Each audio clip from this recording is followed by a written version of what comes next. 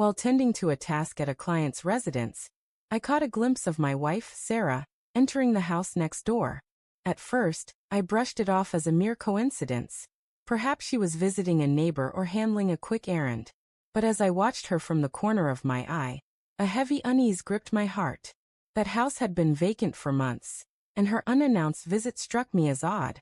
I tried to push aside the growing suspicion, but my mind began to race, unable to let go of the nagging doubt. I needed to understand what was happening. If you enjoy stories like this, please consider supporting more by subscribing. It helps keep these tales alive. I wasn't unfamiliar with the feeling that something was off. Over the past few months, Sarah had become increasingly distant.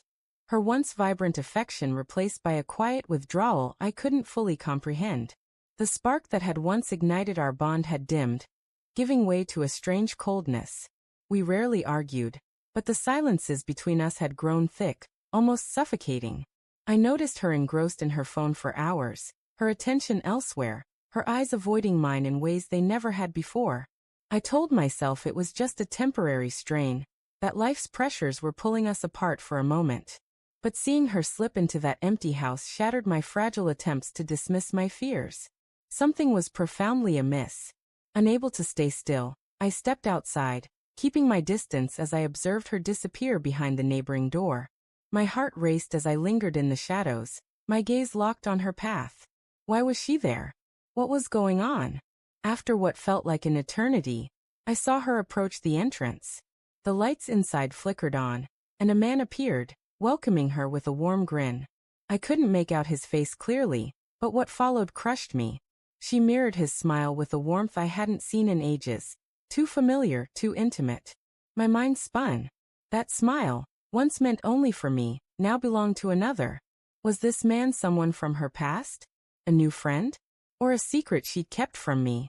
They entered the house together, and I stood frozen, torn between bursting in to confront her and remaining paralyzed by shock. Every instinct screamed to storm through that door, but dread of the truth held me back. Instead, I retreated to my car, my thoughts a whirlwind of confusion and pain. The person I trusted most, the one I'd given my heart to, was inside with another man. The drive home passed in a blur of anguish and disbelief. I tried to convince myself I'd misread the situation, that I was leaping to conclusions, but deep down, I knew the truth was inescapable. Sarah had betrayed me in a way I never thought possible, and all I wanted was answers. When Sarah came home that evening, I was slouched on the sofa, grappling with my chaotic thoughts. She walked in with her usual smile, the one that once felt like a safe haven. But tonight it seemed forced, laced with unease. My stomach twisted as I watched her closely. Would she deceive me? Would she try to hide what I'd seen? "Hey, darling," she said, her voice straining for normalcy as she slipped off her coat. "Where were you earlier?" I asked, keeping my voice calm despite the storm raging within. I needed the truth. I couldn't pretend I hadn't witnessed her actions. Her eyes flashed with surprise, then darted away as if searching for an excuse. "I told you, I was tied up at work. The project ran late," she replied. I stared at her, my pulse pounding. Her words were a lie, and I wasn't going to let it pass. "No, Sarah, you weren't at work. I saw you. I saw you enter the house next door with him." Her face paled, caught in her deception. She opened her mouth to respond, but no words came. Instead, she sank into the chair beside me, her hands trembling. "I didn't want you to find out like this," she whispered, her voice cracking. "Michael, I never meant to hurt you. I've been seeing him for some time. I'm so sorry."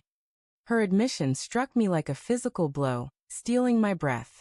The pain, the shock, the crushing weight of her betrayal overwhelmed me. The woman I'd loved for years, the one I thought I knew completely, had been involved with someone else. It wasn't a momentary lapse. It had been ongoing for months. "I don't know how it began," she went on, tears streaming down her face. "It just happened. I never intended for this, Michael.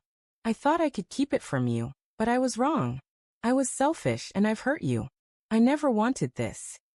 I sat there, numb, struggling to process her words. I wanted to yell, to demand answers, but I was paralyzed. All I could do was stare as my world fell apart.